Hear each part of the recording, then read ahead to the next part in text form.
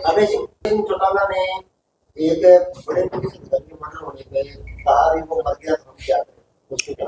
देखिए, अभय सिंह के बारे में हम तो लोग क्या करें। अभय सिंह तो कुछ भी बोल सकता है। बाकी ये एक बड़ी दुखद घटना है कि हमारे प्रदेश के एक आईपीएस इस तरीके से उनका दुखद निधन होना, ये हमारे सब के लिए बड़ी गंभीर विषय है। तो इस चीज़ का संजीदगी से हमारे प्रदेश के मुख्यमंत्री श्री नायब सैनी जी बड़ी संजीदगी से, गंभीरता से इस विषय को ले रहे हैं। और उस पे जो भी जो दोषीगण हैं उन पे बिल्कुल सख्त से सख्त कार्रवाई होगी। और बाकी आपने बात करी है अभय सिंह की, तो मैं उस परिवार का तो अभी क्या कहूँ कि वो लोग जो है वो अपने गृह कलेश से ही बाहर नहीं निकल पा रहे। अगर आप देखेंगे, रणजीत सिंह जी कुछ बयान कर रहे हैं, डिप्टी सीएम, पूर्व डिप्टी सीएम, वो कुछ बयान कर रहे हैं और अभय सिंह जी कुछ बयान कर रहे हैं, क्योंकि इनकी मानसिकता ऐसी बन चुकी है कि आपसी लड़ाई में इनका शुरू से ही ये फोकस रहा है। ये गृह जिला होने के नाते भी इनका फोकस रहा है कि आपसी लड़ाई में आप सभी को घेर लो, आपस में लड़ते रहो और एक दूसरे पे छींटाकशी करते रहो, और सबका, जनता का और मीडिया का, सबका फोकस अपने पे रखो। एक इससे इसके सिवाय इनके पास कुछ नहीं है। चौधरी देवीलाल जी का अगर मैं ये कहूँ, स्पष्ट शब्दों में, दो ही शब्दों में कहूँ, तो चौधरी देवीलाल जी की जो राजनीतिक विरासत है, मैं इनमें से किसी को वारिस मानता ही नहीं। ये उनकी धन संपत्ति का, जमीन जायदाद के वारिस होंगे, रिश्ते में वारिस हैं, मगर उनकी जो राजनीतिक विरासत है उसका इनमें से कोई भी असली हकदार नहीं है, क्योंकि ये सिर्फ सिर्फ लालची लोग हैं, सत्ता के लालची लोग हैं। अगर आज इनको आप सत्ता का लालच दे दो तो आप भागे चले आएंगे। रणजीत सिंह जी कह रहे हैं कि मैंने आज तक कभी भी पीठ पे वार नहीं किया। तो अभय सिंह कह रहे हैं कि चौधरी देवीलाल जी की सरकार गिराने वाले ये थे, जिन्होंने अपने पिता का साथ नहीं दिया। चौधरी ओम प्रकाश चौटाला अपने भाई का साथ नहीं दिया, अपने भतीजों का साथ नहीं दिया। 5 साल और तो और देखिए, 5 साल भारतीय जनता पार्टी ने कैबिनेट मंत्री बना के रखा, हिसार लोकसभा से टिकट देके हिसार लोकसभा का चुनाव लड़वाया, और उसके बाद 1 मिनट भी नहीं लगाया भारतीय जनता पार्टी की पीठ में सूरज घोंपने में। और वो लोग बात करते हैं राजनीतिक बारिश की और राजनीतिक विरासत की। तो मैं बड़े स्पष्ट शब्दों में कहता हूं कि असली जो चौधरी देवीलाल की राजनीतिक विरासत थी, इनमें से कोई भी उसका हकदार नहीं है। ये सिर्फ और सिर्फ सत्ता के लालची लोग हैं, सत्ता के लोभी लोग। असली हकदार कौन है देवीलाल के? हाँ, मैं अगर ये बात भी कहूँ तो असली जो चौधरी देवीलाल जी की नीतियां थी, तो आज भारतीय जनता पार्टी वो चीज जमीनी स्तर पे अमली जामा उस चीज को पहना रही है, बिना खर्ची बिना पर्ची। एक चौकीदारा करने वाला, एक मेहनत करने वाला, एक किसानी करने वाला, उनके बेटे बिल्कुल जिन्होंने मेहनत करी है, मेरिट बेस पे नौकरियां लग रहे हैं। और किसान की जेब में चौधरी देवीलाल जी ने 10,000 रुपया कर्जा माफ किया था।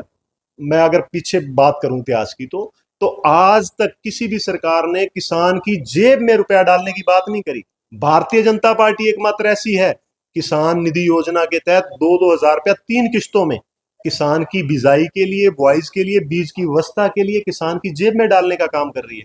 अगर मैं ये कहूं, चौधरी देवीलाल जी, सर छोटू राम जी और महेंद्र टिकैत जी, जो हमारे, मैं ये कहूंगा, किसान नेता हुए, जो उनकी सोच थी, क्रांतिकारी सोच थी, उस क्रांतिकारी सोच पे भी अगर अमली जामा पहनाने का कोई काम कर रही है, तो वो भारतीय जनता पार्टी सत्ता में रह करके हमारे देश के प्रधानमंत्री नरेंद्र मोदी जी और हमारे प्रदेश के मुख्यमंत्री श्री नायब सिंह सैनी जी बिल्कुल अमली जामा पहनाने का काम कर रहे हैं। और धरातल पे आप सब लोग जब जाओगे जनता के बीच, तो वो धरातल पे जनता आपको बताएगी। आप सबसे छुपा नहीं है ये चीजें।